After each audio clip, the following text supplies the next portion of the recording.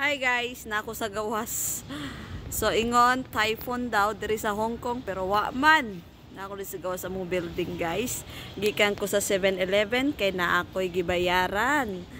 So ayan guys, Laguna Verde. So wala man hinay kayo ang kuan sa hangin. Hinay kayo so taligsik lang. Di ba? So kung ana diri magbagyo sa Hong Kong. So alert ra kaayo ang mga Chinese no. So way trabaho si Kunyang karon guys, duha ka adlaw. Atulo di ay Fridays, Saturday, Sunday, hayahay si Kunyang. So mo na siya guys ang kahoy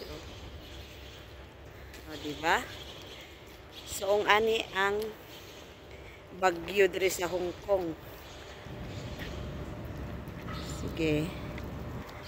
Ana, so ako di karon sa gawas guys. So, nag boryong ra ko guys. So mo na nindot kay ko.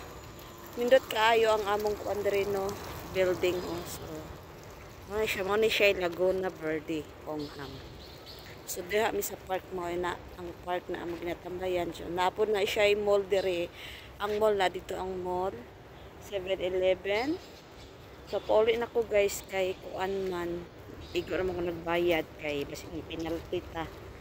Nag-golbi ako gabi kay basig sarado ang 7-Eleven ni abli di ay so nibayad na ko kay sus pertira bang dako sa penalty. So nga guys mo na mong building drin pero wala lang kay tao karon ng gawas no kay mo lagi alert lagi. Basta kuan gani basta typhoon alert ang tanan. So sarado ang shop karon ni amo. So walay kuan walay abli ang mga shop. So ano siya guys. So nindot kay shop views. So nandito ko gikan guys.